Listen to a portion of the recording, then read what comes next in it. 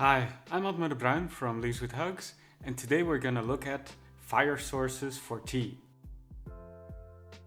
This is gonna be a ranked list of common ways or ways that I use to heat water, and I will judge it solely on how good the water is. So that could mean that a certain type of heating water is really good, but has major downsides.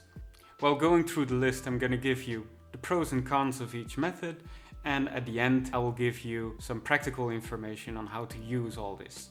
So let's get started with our last place, which is going to be a tie between electric kettles and induction heating. I placed both of these last because they have a similar profile to the water that you are drinking. It generally tastes a bit burnt and a bit too hot. And why this is purely speculation from my part, but I think they actually heat the water too fast, letting part of the water boil while the other part isn't boiling yet. So let's take a closer look at induction.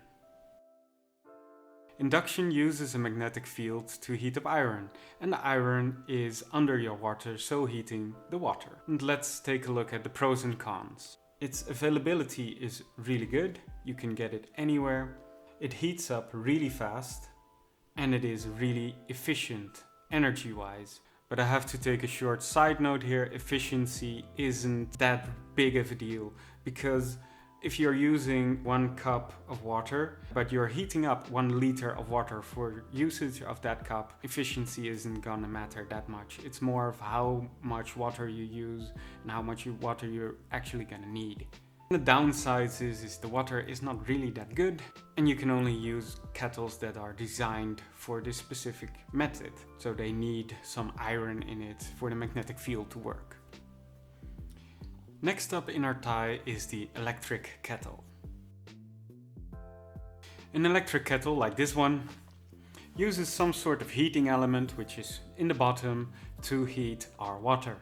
They are really easy to use, they are super fast depending on the wattage. This one is really powerful and will boil your water in less than a minute. There are a wide range of options available and you can get them anywhere you want, and they're really efficient with their power.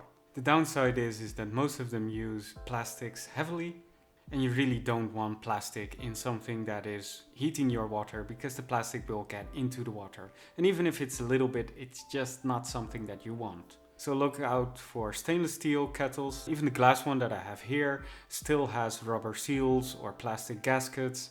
So really try and get a stainless steel one and look inside the kettle, because there could be plastic components in there that you won't see from the outside. And I put this next to an induction because most people have a plastic kettle, which is really not that good. And if you have a stainless steel kettle, it is better than induction. The water is not that great, and I want to say that both of these are at the bottom of the list, but they're still far from the worst way to heat your water. They are pretty decent, and it took me a while to notice the difference between an electric kettle and something that is higher on our list. Our next entry on the list is the almighty infrared plate.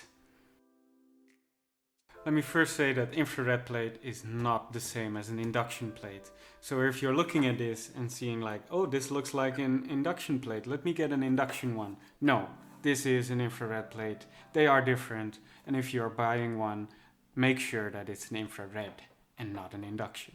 Infrared plates like these use a coil mechanism, and this coil emits infrared light to the top of the plate where you put your kettle on. So let's take a look at the pros and cons.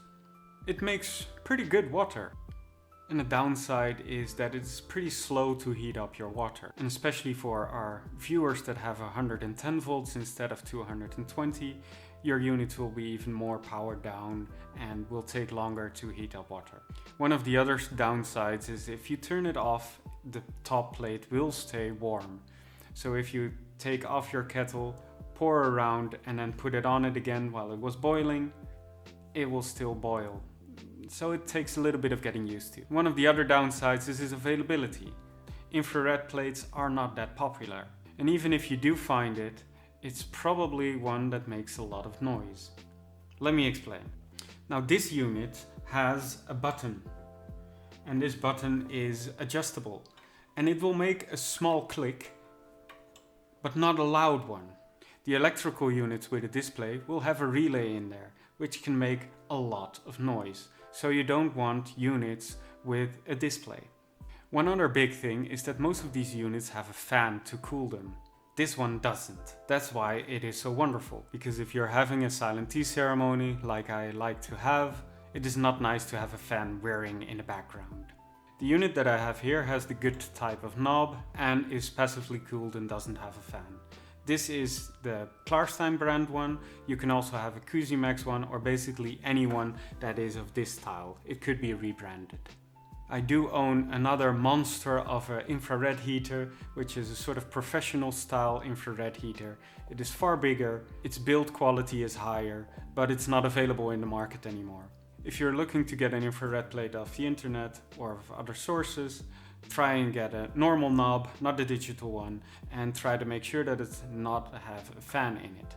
If it does say it's low noise, don't trust it. It is probably not low noise. You're gonna hear it.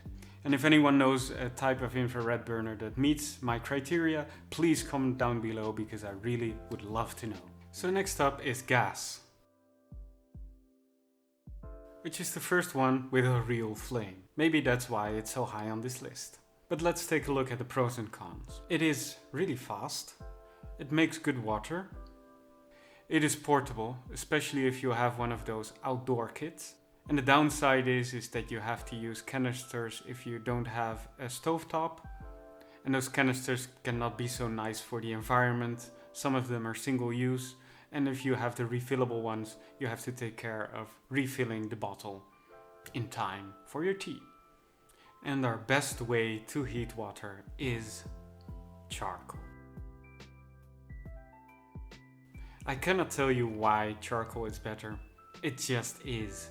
You can even see that water that is boiled on charcoal steams a lot more and for longer. Let's take a look at the pros and cons. Obviously, it makes the best water for tea. It can be quite portable. You could use it outside if you want to, but you need to bring everything with you. And the downsides. One of the biggest downsides of using charcoal is carbon monoxide. Charcoal contains carbon monoxide and will slowly release it into your room if you are using it indoors. And if these levels get high enough, you will die. And that is not a good thing. So you will need to use a detector like this. This will warn you if the carbon monoxide levels get too high. And always make sure that you have plenty of ventilation if you're using it indoors.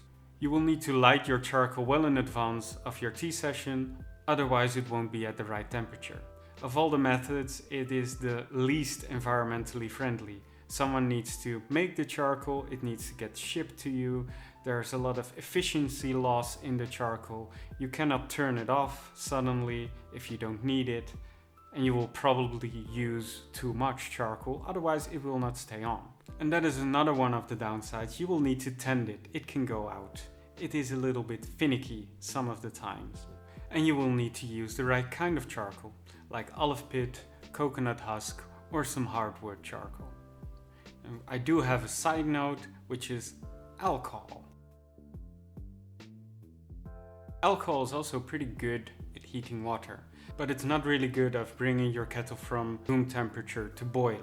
It just uses up way too much fuel and gets too expensive, but it is really nice to keep your kettle warm if it's already been boiling. And while it does make good water, it is difficult to source. If you could get your hands on 100% pure alcohol, that is absolutely the best, but in most countries it's gonna be taxed. So they need to add something to the alcohol which makes it not drinkable, so that you won't have to pay the extra tax. And in the substances they need to add so that you cannot drink it, there could be smells or stuff that leaves soot on the bottom of your kettle. So what to do with all this information? Well, if you are using one of these methods and you are satisfied with them, just keep using them. You don't have to do anything else. But if you want that step up, take a look at this list and see what your next step could be, because it could be totally dependent on your region and whether you're able to get. One that I use the most is infrared, and I will often combine stuff. So I'll use the infrared to boil my water and then use alcohol to keep it warm. And you will get the advantages of having alcohol and the real flame without the downsides of having to use alcohol to boil your kettle and using massive amounts of alcohol. That doesn't sound right. Or you could even use the infrared first to boil your water and then use a small charcoal stove to keep your water warm. In this way you get most of the benefits of using charcoal, in that the water quality is better, but with less of the downsides of using a massive amount of charcoal to boil your kettle. So which way of heating water do you prefer? Let us know in the comments below. So this is the end of the video. Remember to give us a like so more people will get to see this video, and subscribe if you want to be updated about our future videos. Thank you for watching, and I'll leave you with a hug. Bye bye.